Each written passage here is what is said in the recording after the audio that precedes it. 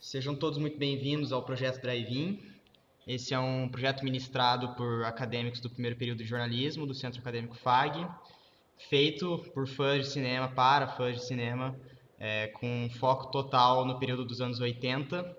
E hoje, para a gente dar o pontapé, estamos aqui com ele, que é fundador do 16mm, ótimo canal, crítico do Filmes e Filmes, e ainda essa semana teve a filiação aceita pela Abracine. Vitor Russo, se apresente para nós.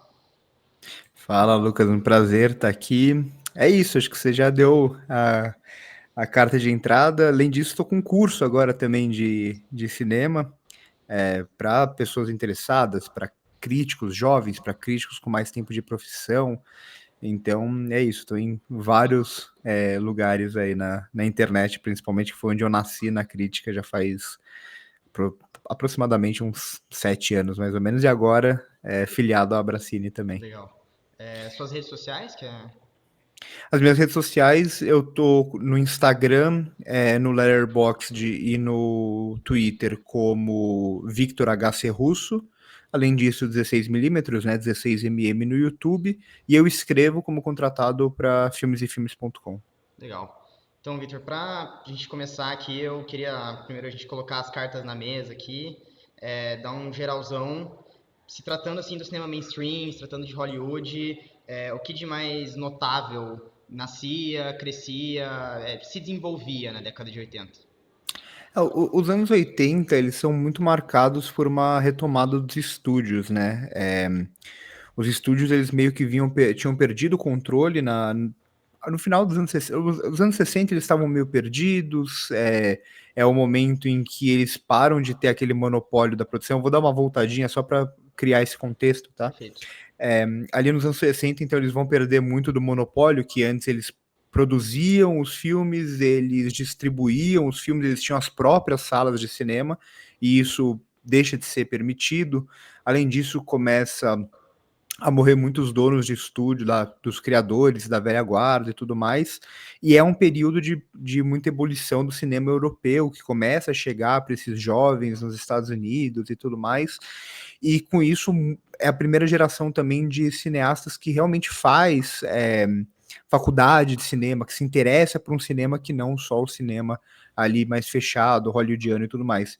Então, a gente vê a partir ali da segunda metade dos anos 60 e principalmente a primeira metade dos anos 70, um domínio muito grande dos diretores, né, nas produções em Hollywood, que é a chamada Nova Hollywood, que vai mais ou menos durar, ela não começa e não acaba exatamente em algum período, assim, mas ela mais ou menos vai ter o seu lugar mais forte nesse final dos anos 60 e nos anos 70. E ali, a partir mais ou menos de Tubarão, Star Wars, principalmente, até um pouco de rock, começa a se ter uma retomada dos estúdios nesse sentido, né? Os estúdios começam a encontrar novas formas de retomar o controle da produção. Não que isso tenha deixado de acontecer em algum sentido, mas antes eles estavam meio de mãos atadas com esses diretores, né? Os diretores faziam seus filmes, estouravam orçamento, mas aí o filme dava bilheteria, os estúdios estavam muito enfraquecidos.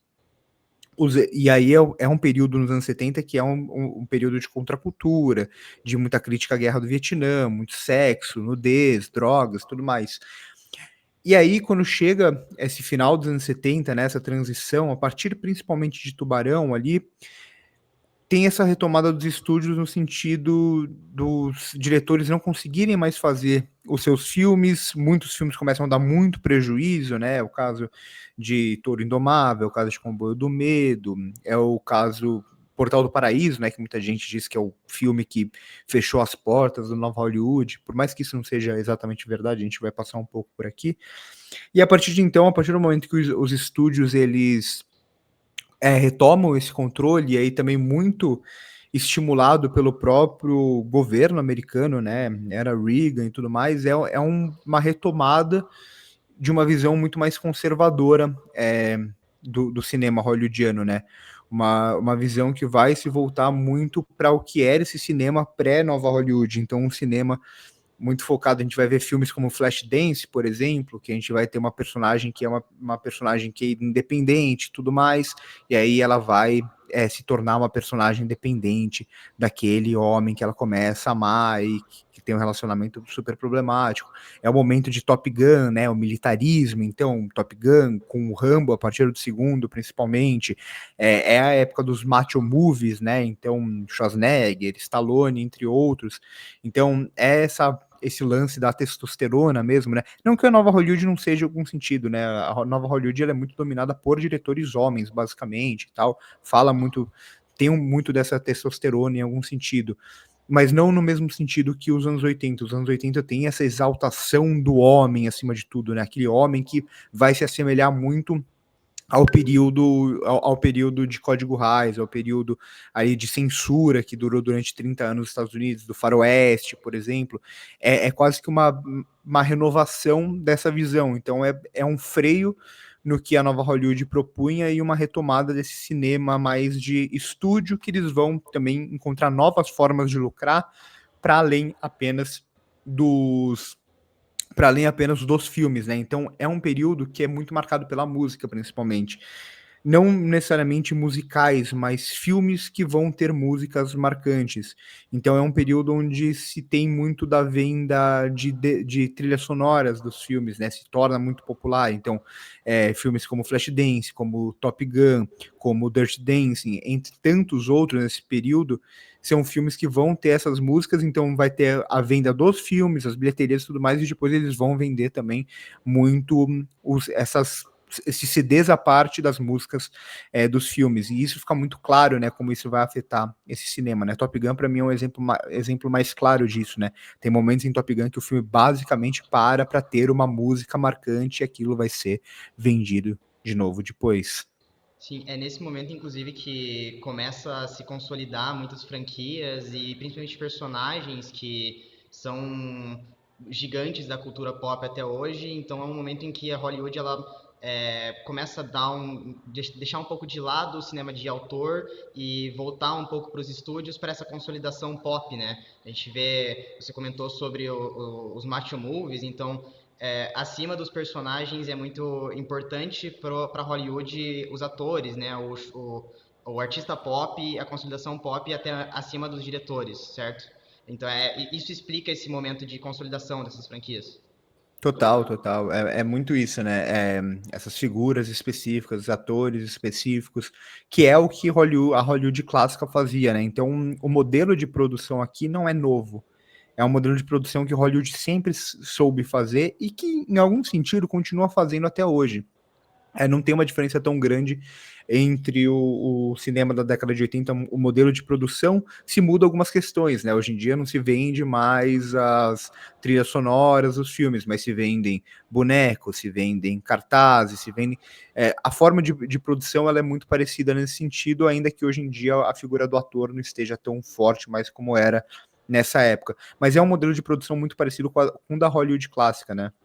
De Sim. você ter aqueles gêneros específicos, aqueles filmes sendo feitos, uma enxurrada deles, filmes muito parecidos, assim, como um modelo de produção mesmo, e ressaltando alguns nomes que estavam surgindo no período, alguns nomes que já começavam a surgir ali nos anos 70. Então, não só dos macho movies, mas a gente tinha também o John Travolta, por exemplo, surgindo com os filmes musicais, entre tantos outros atores e atrizes. Então, acho que é um pouco nesse sentido, e é sempre importante reforçar que tem um incentivo muito grande do governo americano, né? É essa ideia de você tentar trazer de volta aquela visão do americano ideal, aquela visão de como como deve ser a vida americana, o sonho americano e tudo mais, que é o que os estúdios fizeram durante toda a época do Código Reis de uma forma um pouco mais firme, mas aqui continua tendo isso muito presente. Você comenta que isso na década de 60 acontecia, já acontecia, mas acontecia um pouco menos marcado do que na 80. Em que momento Hollywood passou a ser isso? Porque em 30 com o Vidor e até um pouco antes, na época do Griffith, existia uma Hollywood um pouco mais, antes ainda de Hollywood, mas existia um cinema estadunidense um pouco mais questionador da própria moral do próprio país, né? Então, o Código Reis ele vem para ser esse código, né, o código de produção que chama, que ele vem para criar basicamente isso, assim. Claro que não começa do nada e tal, mas a gente consegue ver muito assintoso, assim, os filmes que são da chamada Hollywood Pre-Code, que são aqueles primeiros anos do código, que o código ainda não estava muito em vigência, para os filmes que vão vir depois, que também vai ter uma questão política muito forte, né?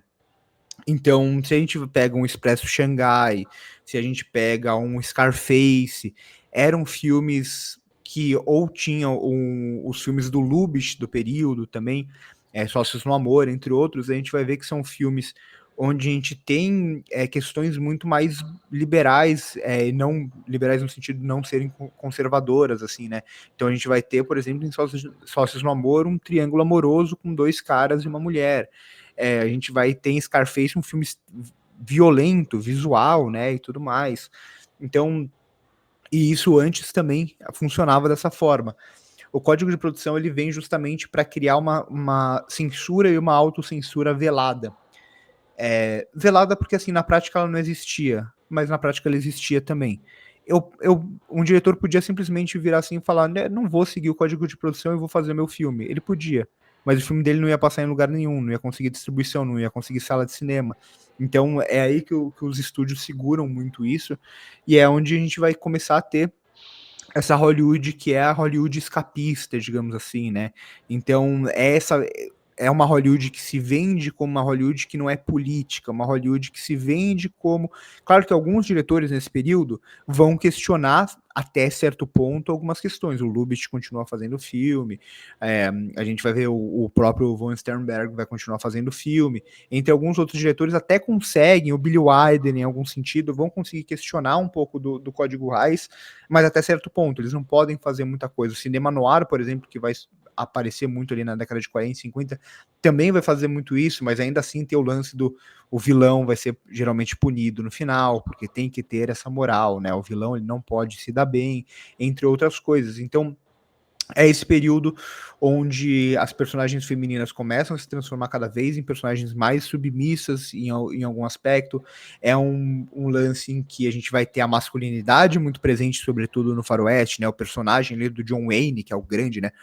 A visão de quem é o cowboy, de como deve ser o homem, né? Nesse período, até ali na década de 50, vai ter o Matar ou Morrer, que vai ser um filme que vai ser muito questionado por esse período, por esse pessoal do faroeste, justamente porque no Matar ou Morrer a gente tem um homem que se questiona, a gente vai ter um protagonista que tem medo, que tem dúvida, e o John Wayne e o Howard Hawks depois vão fazer um filme que é a mesma história justamente para questionar o Matar ou Morrer, para falar, não, o homem não pode ser assim, que é Onde Começa o Inferno, se não me engano, o título no Brasil.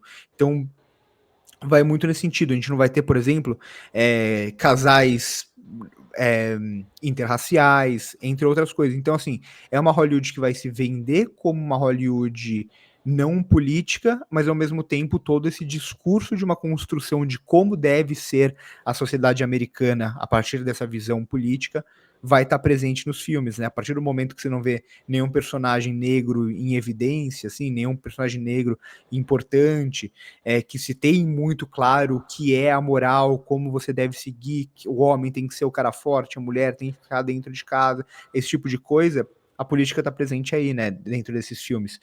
Em algum sentido, não tão evidente assim, e além disso, tem toda a questão da sexualidade, né? É um período que não vai ter nudez, que não vai ter violência explícita, tudo isso é muito barrado. Nos anos 80, isso já vai mudar bastante, né? Os anos 80, apesar dos pesares, ainda assim é um período que tem um erotismo muito grande que vem ali já da década de 70, que vai permanecer na década de 90 e a partir dos anos 2000 ali começa a se perder um pouco. Ainda tem esse lance, né, do corpo, dos personagens, né, que era muito mais mostrado, as cenas de sensualidade. A gente pega um filme como Dirty Dancing, que é um filme que teoricamente é inocente, a gente tem cenas ali que são carregadas de um erotismo que antes não jamais isso passaria numa época de Código Reis.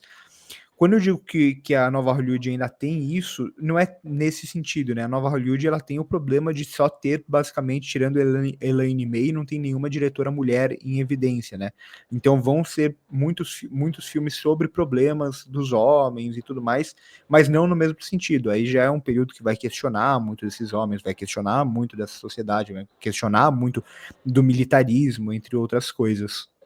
Bom, ainda nessa lógica, né, a gente voltou um pouco para o passado para falar de 80, que eu eu acredito que o estudo da arte, ela normalmente não é muito voltada num recorte temporal, né? Ela é bastante por movimentos, tendências, mas trabalhando dentro o que 80 influencia a posteridade, o que 80, como 80 se marca após 80 e hoje em dia. É interessante você falar, né, que se dá por movimentos, porque isso é uma coisa que eu tento sempre romper de alguma forma, né? Quando eu digo que a nova Hollywood ela não começa e acaba, por exemplo, é justamente por isso. Os anos 80 vão ter ainda muitos filmes desses diretores da nova Hollywood, ou diretores que estão surgindo. A gente pega o Michael Mann, por exemplo. Ele surge na década de 80, só que ele carrega um cinema que é muito o cinema da nova Hollywood. Scorsese continua fazendo filme, Friedkin continua fazendo filme, Coppola continua fazendo filme, entre tantos, Brian De Palma continua fazendo filme, entre tantos outros diretores, e Abel Ferrara, que vem depois, os próprios diretores de terror, John Carpenter e tudo mais, só que eles vão ser jogados em algum sentido para um segundo plano, né? Eles vão ter que entrar numa dinâmica de estúdio de eu faço um filme para mim, um para vocês, né? Que eles falam, né? Um filme que o estúdio quer, que eles fazem meio que ao modo deles, mas o filme que o estúdio quer, para eles poderem fazer um que eles querem. Então, o que vai dominar mesmo Hollywood nesse período vai ser a volta desse escapismo, né? Vai ser esse cinema teoricamente mais inofensivo em algum sentido. Por isso que a gente olha hoje muito para os anos 80 e pensa numa ideia de nostalgia, né? Então a gente olha e pensa no ET, a gente olha e pensa no De Volta para o Futuro, os filmes do Spielberg, o Star Wars, que vai se tornar ainda mais forte na década de 80, ou um próprio Rambo, ou um próprio Rock, que vira franquia, as franquias de slasher, que vão ser começa na década de 70, né, o primeiro Massacre da Serra Elétrica na década de 70, o primeiro Halloween no final da década de 70, mas é na década de 80 onde esses filmes vão ser produzidos em grande quantidade. Então, o cinema da década de 80, olhando para o mainstream, olhando para o que vendia mais naquela época, eu acho que para o cinema em questão de linguagem, em questão de aprimorar o cinema, é um dos períodos mais fracos assim dos Estados Unidos, do cinema hollywoodiano. Os grandes filmes mesmo que vão desafiar um pouco o que era feito, o que existia no cinema e tudo mais, vão ser os filmes menos populares desses diretores que vão ser jogados um pouco para a margem, né? Mas é um cinema, uma época onde tem esse resgate de tentar atingir todo um público, de grandes bilheterias, de filas de bilheterias e tudo mais. Então é um pouco o que você falou antes, né? O lance das franquias vai ser muito presente, dessas figuras que permanecem, né? A ideia da franquia é justamente essa. Quantas franquias começaram nos anos 80 que tá tendo filme até hoje, que tá tendo remake até hoje, que tá tendo reboot até hoje.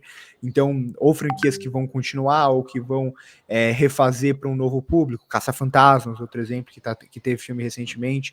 Então, acho que é muito nesse sentido. Os anos 80, o mainstream dos anos 80, ele é muito voltado para esse cinema que hoje é visto como cinema de nostalgia, o cinema legalzão que atinge todo mundo, teoricamente, né? Os anos 80 hoje ele é encarado com bastante nostalgia e eu acho que por isso que pro imaginário popular a respeito do cinema ele é visto com bons olhos, mas normalmente você foi citando franquias e filmes considerados clássicos, mas a gente pouco sabe sobre os diretores e o envolvimento de linguagem no entorno deles. É realmente um cinema pop, né? Um cinema para vender, né? Total, total. Acho que o que você disse, assim, quem que dirigiu os rocks depois do primeiro? Ah, mesmo o primeiro, né? Muita gente esquece. O próprio, quem é fã dos Caça-Fantasmas sabe do Ivan Reitman, mas quem lembra do Ivan Reitman como um grande diretor? Quem vai lembrar que o próprio Star Wars, né? O Star Wars não vai ser o George Lucas que vai dirigir o quinto filme, por exemplo. É, então acho que passa muito por isso, né? Não, são filmes sem assim muita assinatura. Talvez quem mantém a assinatura em algum sentido aí é o Spielberg, né? Porque o Spielberg é muito a cara dos anos 80. O Spielberg, que ele começa um pouco diferente na nova Hollywood, ele começa a se moldar cada vez mais para atingir esse público mais infanto-juvenil. Acho que passa muito por isso, né? Tanto que se fala muito da nostalgia hoje em dia, na maioria das vezes são pessoas que eram jovens, crianças, tudo mais, que hoje são adultos e olham para esse cinema e veem como passado bom, né? Como aquelas franquias que eles admiravam, que eles gostavam e tudo mais. O que é bastante curioso, né? Porque não tem tanto uma continuidade em muito sentido. Os anos 90 eles vão romper com muito do que foi feito nos anos 80 em certo sentido. Mas eu acho que passa um pouco por aí, né? É todo esse lance da retomada dos estúdios que encontra uma nova forma de ganhar dinheiro, encontra uma nova forma de fazer do cinema não arte, mas, claro, continua sendo arte, obviamente, mas olhando muito mais por essa visão comercial mesmo. Não que não saia grandes filmes daí, saíram grandes filmes no período, mas ainda assim é um olhar muito mais industrial, de se produzir, de se vender para o público demandas que esse público nem sabia que eles queriam, coisas do tipo. Isso que você comentou do escanteamento de alguns dos grandes diretores, como Coppola, é uma impressão que eu tenho, eu até pergunto se isso se verifica. Existia, a partir desses diretores, né, durante a década de 80, uma certa rebeldia ou um sentimento de um descontamento, assim, eles estão meio frustrados, talvez um pouco pela perspectiva maneirista que eles trabalham, a gente pode falar de maneirismo daqui a pouco, de que tudo já foi filmado, os grandes já passaram, mas também pela crescente dos estúdios, pela perda que eles tiveram de espaço para sua autoria. Realmente existe esse sentimento de frustração, porque eu encaro isso no Coppola, mas eu vejo que na década de 80 ainda existe Kubrick e ainda existe principalmente o De Palma, que eu vejo o cinema do De Palma muito vivo, muito ânimo. Eu vejo isso especialmente no Coppola, mas isso se verifica dentro dos diretores mais autorais? Então, se verifica bastante, mas é uma dinâmica que cada diretor vai ter a sua relação com esse cinema de estúdio, né? O Scorsese, por exemplo, é um diretor que ele sempre soube negociar muito o cinema dele com os estúdios, né? Ele sempre soube jogar esse jogo do um para vocês, um para mim. Então, ele fazia o para vocês ao modo dele, mas ainda assim era sempre nessa dinâmica de, eu vou entregar um filme que vocês querem, um acordo dinheiro, para eu poder fazer o meu A Última Tentação de Cristo que ele queria fazer. Então, tinham diretores que conseguiam negociar um pouco mais essa lógica. O De Palma mesmo, né? O De Palma, acho que muitos dos filmes que a gente pensa dele no período, talvez não fizessem tanto sucesso na época. É mais um olhar posterior que vai resgatar muitos desses filmes, mas ainda assim ele vai fazer um Carrie, por exemplo, que é um filme muito popular. O Carrie ainda é da década de 70, mas Os Intocáveis, por exemplo, que é um filme que tem a cara do De Palma, mas já é um filme que funciona numa dinâmica maior. Então, o lance do Coppola em si, o Coppola ele sempre teve um pouco dessa rebeldia por ter o próprio estúdio dele, né? O Coppola ele é um dos grandes pais da nova Hollywood em algum sentido, porque ele é um pouco mais velho que esse pessoal da geração, ele tem American Zoetrope e ele vai financiar muito daqueles filmes, ele vai ser o cara que mais vai bater de frente com os estúdios durante a década de 70. Então a década de 80 para ele, principalmente, é muito isso, né? Ele vai querer muito fazer os filmes que ele quer, ele não vai ter uma relação muito boa com os estúdios. Ele muitas vezes vai tirar esses filmes do próprio bolso dele, né? O Coppola é o cara que, direto, quando ele vai fazer os filmes dele, ele fica devendo, né? Então acho que é um pouco por isso. Mas vai de caso a caso, assim, vai de cineasta para cineasta. Eu acho que tem alguns diretores da nova Hollywood que conseguiam ter um equilíbrio maior com esses estúdios para conseguir fazer alguns filmes que eles queriam. Outros nem tanto, né? O Coppola é um período que eu acho que ele tem filmes interessantes nesse filme, que são os filmes mais maneiristas mesmo dele, mas não são filmes muito que não vendem muito, né? Dentro da dinâmica que tinha se estabelecido nos anos 80. Parece que ele rejeita completamente isso e fala, vou fazer os meus filmes. O de Palma acho que não chega a fazer isso, o Scorsese não chega a fazer isso. A maioria dos diretores, o próprio Friedkin, que vai ter muitos filmes mais policiais, tudo mais, que vai se encaixar numa lógica meio B desse período, junto com Michael Mann, junto com alguns outros, eles não chegam a fazer exatamente isso. Acho que o Coppola talvez seja o grande exemplo de rebeldia mesmo, mas sim, o sentimento da perda do poder da nova Hollywood, né, de poder o autor fazer o seu próprio filme, né, o cinema de autor, é muito sentido por esses diretores, né. O Coppola ele tem a grande marca dele mais por 70, que são os Poderosos Chefão e o Apocalipse Now. E em 80 o Rumblefish e o Outsiders são filmes bem rebeldes, mas não são filmes que venderam tanto, né? Mas como o De Palma e o Scorsese, eles continuaram deixando suas marcas, eu percebo, porque para mim, da filmografia que eu vi do De Palma até agora, o meu favorito dele é Blowout, e é um filme muito marcado e com muita cara de De Palma, e mesmo sendo um filme de estúdio, você acha que alguns, por se adequarem eles dentro dos estúdios, eles tinham ainda liberdade? Acho que tem até a ver um pouco com esses gêneros que ainda funcionavam nessa dinâmica, né? O Scorsese e o De Palma, eles vão trabalhar muito dentro de uma lógica de um cinema, de um thriller, muitas vezes, né? Como é o Blowout, em algum sentido.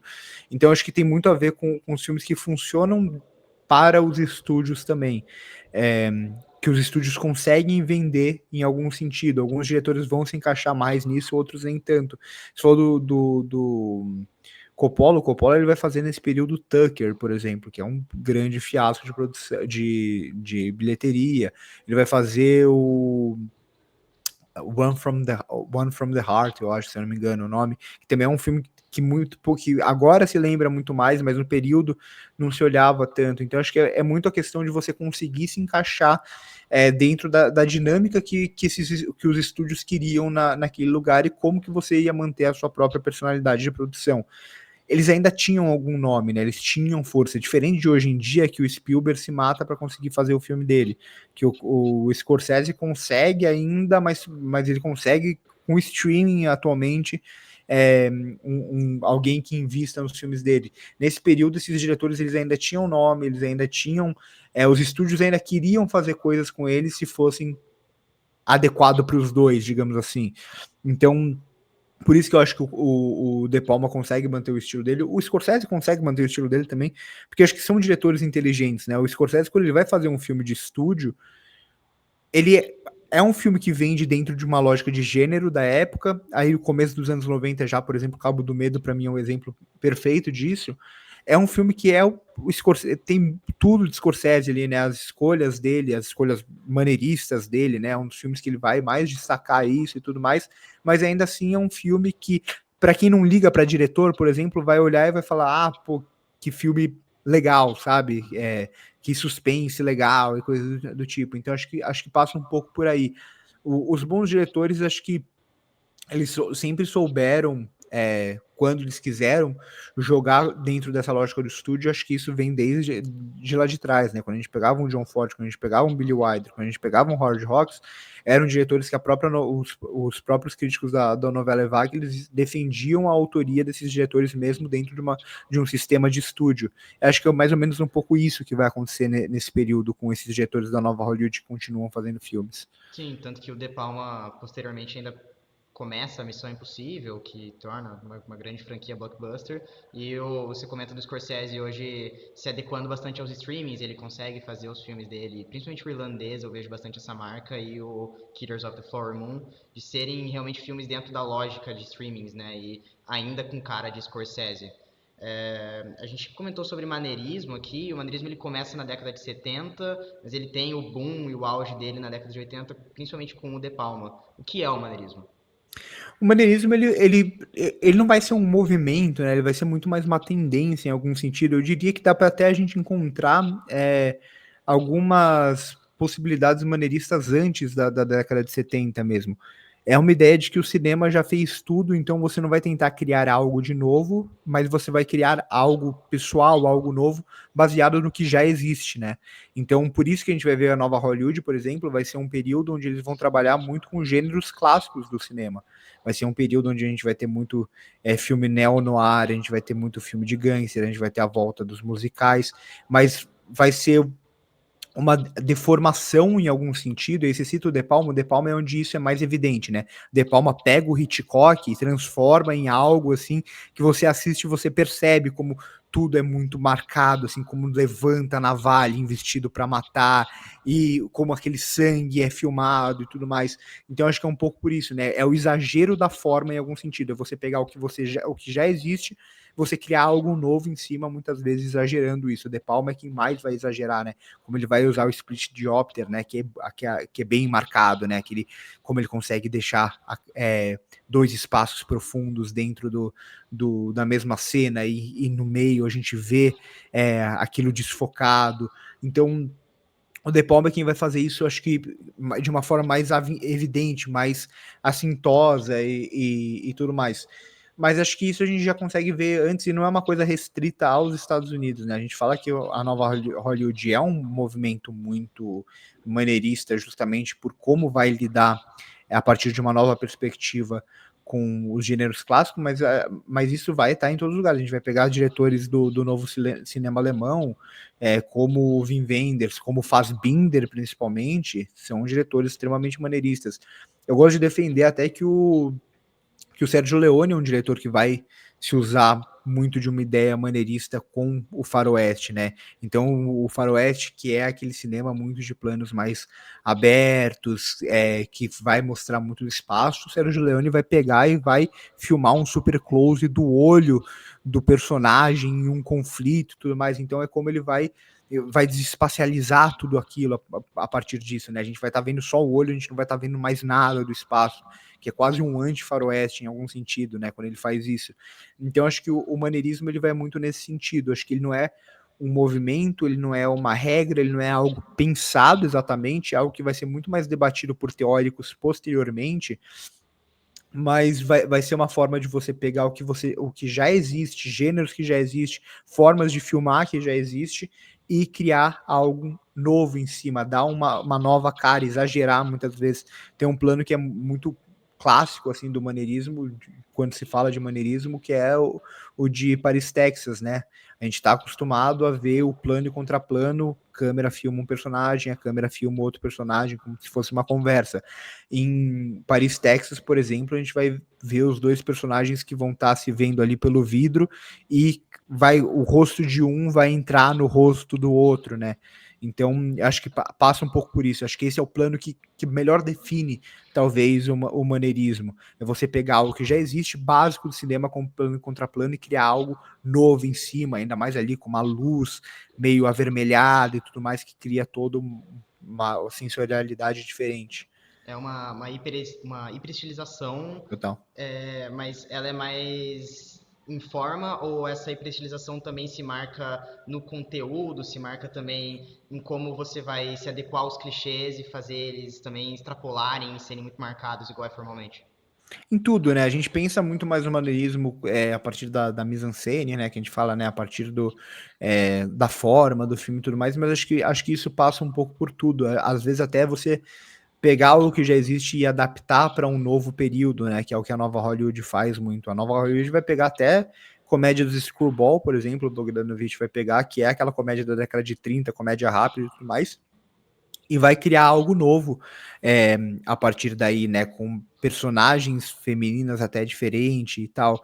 Então, acho que passa um pouco por tudo. A gente fala mais do maneirismo pensando em forma, na hiperestilização mesmo e tudo mais, mas acho que passa um pouco por tudo. E a gente não pode confundir também o maneirismo com a referência, né? Muita gente acha que, por exemplo, que um Tarantino é um diretor maneirista. O Tarantino não é um diretor maneirista, né? O Tarantino ele pode até ter algumas escolhas maneiristas, mas de forma geral ele é um diretor que ele tem referências e traz as referências para o filme dele, mas ele não está exatamente tentando criar algo de novo, assim, a partir daqueles gêneros, daquilo que já existe, exatamente. Enquanto um diretor como o Todd Haynes, por exemplo, ele já vai ser um diretor muito mais maneirista. A gente vê filmes dele que ele vai até fazer filmes que vão buscar a Hollywood antiga, ele vai fazer remake de Tudo que o Céu Permite, por exemplo, e vai trazer muitos dos temas que estavam muitos dos temas diferentes, né, do período, né? Então, lá no filme antigo a gente vai ter simplesmente um personagem que é mais jovem com uma mulher mais velha e como essa relação vai ser questionada. Já no filme do Todd Haynes, além de toda a estilização que ele vai trazer, ele vai também trazer um personagem que é negro, o jardineiro negro dessa mulher, enquanto o marido dela é gay, mas não se assume e tudo mais. Então ele vai também reverter muito disso nesse sentido. Ou May December, por exemplo, mesmo como ele vai pegar a Persona e criar uma nova versão de Persona trazida muito mais para um thriller extremamente ambíguo e questionador e tal. Então, acho que passa um pouco por tudo, né? Eu não gosto de ver o maneirismo apenas como forma, né? Apenas como exagero estilístico, em algum sentido. Mas, claro, o que mais se destaca vai ser, principalmente quando a gente olha para um De Palma, vai ser o que mais vai se destacar. Por isso que a gente fala que o De Palma é o mais maneirista dos diretores maneiristas, né? O Scorsese, por exemplo, é um diretor que ele é formalmente muito vistoso, muito perceptível, mas não é tão exagerado, digamos assim, quanto um De Palma nesse sentido. É legal, porque o entendimento que eu tinha era bem esse do De Palma, essa lógica de fazer, de deformar a forma mesmo, de deixar tudo muito estilizado, e eu não imaginava que até o próprio Scorsese entraria nessa lógica e até outros diretores de fora dos Estados Unidos. Eu acho que a gente está chegando ao fim aqui. Claro que o cinema é bem mais complexo do que tudo que, enfim, para falar em 30 minutos aqui. Você acha que a gente deixou de fora alguma coisa interessante de se comentar que acontecia nesse período em Hollywood? Não, acho que a gente conseguiu cobrir bem, assim, esse período. É um período que, para mim, é de um entendimento muito fácil, assim. Quando a gente entende o processo histórico do cinema, né, como as coisas vão mudando, acho que é um pouco por aí, né? Como a visão de um país, a visão política de um país vai influenciar o cinema e como os estúdios vão se usar disso dentro da lógica capitalista. Acho que é um pouco por aí, né, os anos 80, e acho que a gente conseguiu cobrir bem tudo isso, até o que está mais em evidência e o que está menos em evidência, acho que é sempre importante, porque é importante a gente ver, por exemplo, que durante a nova Hollywood, esses filmes com cara de estúdio, eles não deixavam de ser feitos também. Mas eles não eram os filmes que vão ser mais lembrados, não eram os filmes que estavam mais em evidência. A gente pega um filme como Love Story, por exemplo, que foi feito ali em 1970, se não me engano, é bem filme com cara de estúdio mesmo. E o mesmo vai acontecer na década de 80, justamente, né? Então, os estúdios eles retomam o controle, mas não é a nova Hollywood não morre. Esses diretores continuam existindo e tendo cada um ao seu modo, encontrando formas de fazer filmes, alguns negociando mais, alguns se aproximando mais dos estúdios, outros menos. Perfeito. Antes da despedida, eu tenho uma curiosidade minha, que eu comecei a acompanhar o seu conteúdo no ano passado e talvez eu esteja cometendo uma gafe porque eu vi pela Raíssa, mas eu dei muita risada na época. Como foi, a experiência de estar num filme de terror que contrataram um ator para assustar as pessoas? É terrível, né? É terrível. Foi uma pré-estreia que teve esse ano, se eu não me engano, no começo desse ano, uma pré-estreia que a gente foi que, enfim, a gente foi para assistir o filme, foi assim, a experiência inteira foi muito estranha, sabe? Porque tinha muita gente ali que a gente não tinha sido avisado, mas muita gente que estava ali dentro provavelmente sabia do que ia acontecer. Porque a gente olhava e tinha muita gente que pré-estreia tem essa divisão, né? Tem muito influenciador que vai em cabine de imprensa, né? Que são essas sessões pré-imprensa de manhã, mas a maioria dos influenciadores vão em sessões noturnas, né? Nessas pré-estreias que tem, que eles são chamados e tal.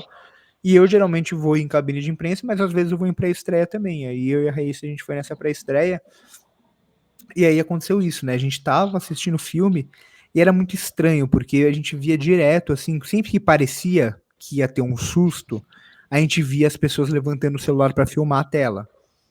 A gente não entendeu nada, a gente falou, nossa, o pessoal não consegue assistir filme no cinema mais, o que tá acontecendo, né? Até o momento que, de repente, e isso pra mim é o pior de tudo, né? Pior do que o assustar durante a sessão, porque a maioria dessas pré-estreias tem ativações, né? Ativações antes do filme, ativações depois do filme. A gente foi até numa do Garra de Ferro, que eles contrataram um pessoal de WWE pra ficar brigando lá no cinema antes do filme começar e tal. Até aí tudo bem, né? Normal, eles têm que vender, eles têm que. As assessorias, as distribuidoras precisam também que esses influenciadores produzam conteúdo e tal. Mas nesse caso especificamente, era um filme chamado Bughead, né? E tinha essa, como se fosse uma bruxa com um saco na cabeça, assim, uma coisa meio bizarra e tal. E quando ela entrou na sala, acendeu uma luz direcionada para ela, assim. Tipo, olhem para cá, ela está entrando. E aí ela começou a assustar fileira por fileira as pessoas. E aí começou pelo outro lado, ainda bem, a gente levantou, a gente saiu do Nossa. cinema. Os poucos críticos que tinham na sessão também falaram que perderam o filme, né? A gente saiu do lugar, tinha um crítico amigo meu atrás de mim. A gente saiu da sessão, ele disse que o ator, né, vestido de bruxa lá, entrou na frente dele, assim, ficou onde a gente estava sentado, ficou em pé onde a gente estava sentado, ficou na frente dele, ele não conseguiu assistir o filme por um período. Então, enfim, é uma tristeza, assim, né? A gente percebe, até no cinema normal, como cada vez menos as pessoas conseguem assistir aos filmes e tal. E tá se tornando cada vez mais comum esse tipo de coisa acontecer partindo das próprias distribuidoras, né? Às vezes, muitas vezes, esse filme foi um filme que eu não posso dizer porque eu não vi, a gente saiu da sessão, mas que foi muito criticado, né? Então, às vezes, parece que até é uma forma de marketing de você vender um filme a partir disso, desses vídeos circulando na internet e esquecer se o filme que tá em tela é bom ou ruim, né? Então foi um pouco por isso, mas assim, foi a pior experiência acho que eu tive numa sala de cinema, foi horrível. Tanto que foi a primeira vez que eu levantei e saí do cinema, assim, nem era por causa do filme, porque tinha acabado de começar o filme, então nem sei. Eu dei muita risada quando eu acompanhei, mas eu não imagino como Não, irritado eu ficaria.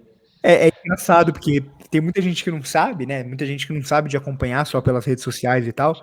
Então, às vezes, a gente tá em sessão, assim, de que é pra imprensa, coisa do tipo. A gente tá, sei lá, no elevador do shopping indo pra sessão, ou saindo da sessão, e aí a gente vê críticos e influenciadores, até a maioria das vezes críticos falando, você viu aquele caso que teve da sessão que contrataram um ator, não sei o que, a gente dá risada, porque a gente, tipo assim, a gente lá, as pessoas não sabem que é a Vivenciaram. gente, mas, tipo, foi um negócio que furou, assim, foi pra muitos lugares mesmo. Legal. Acho que é isso. Vitor, muito obrigado pela sua participação, muito obrigado por ter aceitado. Foi muito bom essa conversa, foi muito esclarecedora e com certeza muito importante para o projeto. Muito obrigado.